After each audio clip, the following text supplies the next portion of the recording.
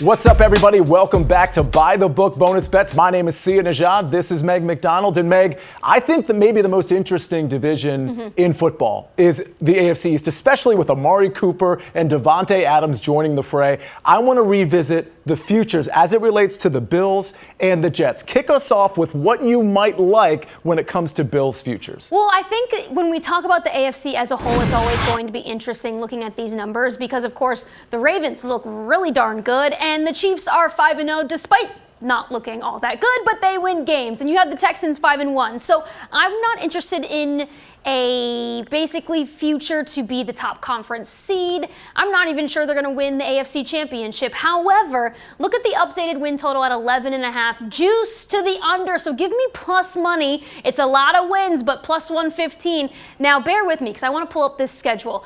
This team, when we look at the schedule, they're 4-2 right now. Week 7, Week 8, Week 9, I think the Bills can go 3-0. Yes. Now we pull up the further look at the schedule starting with Week 10. Colts, that's going to be a win. So if the Bills go 4-0 in the next 4 games, I'm not saying they're going to beat the Chiefs, and of course, you can't win on a bye, but you can't lose either. Then they only have to win 3 games in the next 7, and guess what? They play the Pats twice. Mix in the Lions and the Jets, the Rams. You're not going to beat the Lions probably in Detroit, but in LA versus the Jets, I think you can pick 3 more wins in those 7 games to get to the over 11.5. Because guess what? Everyone was talking about Josh Allen and this Super Bowl window was closing. Yeah. I don't think when Josh Allen is the quarterback for the Buffalo Bills that window is closing ever until he's no longer the quarterback of the Buffalo Bills. Because we talk about his kryptonite, turnovers. He doesn't take care of the football. He's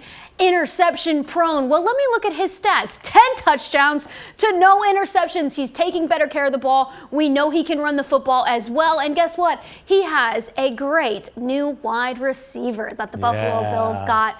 With Amari Cooper, I guarantee is counting his lucky stars going from the Browns and Cleveland and Deshaun Watson throwing him the football to Josh Allen, who's like a dude, right? He wants his teammates to have fun. He wants his teammates to be successful. He's such a locker room guy. So all of that to say, I think the Buffalo Bills can get the updated over 11.5 wins. I love this play because of the plus money, and I think people underestimate Amari Cooper's presence on this offense as an alpha receiver, which frankly they didn't have in Khalil Shakir or Keon Coleman or Mac Hollins. I mean, it's a ragtag wide receiver group. At least it was. All right, not a ragtag wide receiver group when we talk about the Jets. Let's take a look at their futures. They have added Davante Adams with Garrett Wilson, Allen Lazard, of course, Breece Hall in the backfield, Braylon Allen, whatever you think of him. This offense should hum the rest of the way. Now, listen, I don't like them to win the AFC East at this point. AFC Championship, that's a no. Here's where I'm going with the New York Jets. Win total 7.5 games over minus 175. No, thank you. But to make the playoffs, I said it last week, Meg. I said even if they lose the Bills game,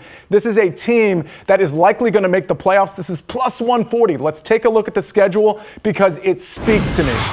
Don't forget, we've got Davante Adams and Garrett Wilson flanked among Aaron Rodgers here. We got Pittsburgh, New England, and the Houston Texans. A couple of those games they could lose. I expect them to go 2 out of 3 there. Now let's look at Week 10 forward because I think this is where it gets really juicy for the New York Jets. The Cardinals, the Colts, the Seahawks. We still don't know what they are, and they have to play in New York. The Dolphins, they got to play twice, and I don't exactly know what's going on at the quarterback position there. Jacksonville's terrible. The Rams at that point probably going to be mailing it in and just basically playing backups, and then of course they have to play at Buffalo. I think this is a team in an AFC that is very average. I think this is a team that can make the playoffs. I'm getting plus 140. Really just like I like the Amari Cooper upgrade, the Davante Adams upgrade, at least for this season, I think is going to matter. I don't know. Yeah, I hear you. I fear that, are we really downplaying the injury? Because again, I know it was technically a business decision, right, to not be playing with the hamstring. There was no injury. There was no injury. You think? Yeah, I Nothing. think. No, I don't think. You think he'll go off this weekend? Not necessarily, but I think he could have played the last 2 weeks for the Raiders. Ooh. Oh, I think he was healthy enough to play. Interesting. And I think he's going to turn it on. He's an older guy, so he is prone to injuries. 31 going. He's going to be 32 in December. Either way, you got Garrett Wilson, you got Davante Adams, you got Breece Hall, and let's not forget, it's not a great run defense, but this is a great defense overall. Their O-line gives me pause. Yeah, I hear you. But the AFC in general gives me pause. So we're going to take those 2 plus money plays perhaps, but I think there's a lot to consider for both of these teams. Regardless, it's going to be be interesting the rest of the way, not only in the AFC East, but on By the Book, Monday through Friday at 5:30. Join us every single day. And then, of course, By the Book bonus bets on Monumental Plus. We'll see you soon, folks.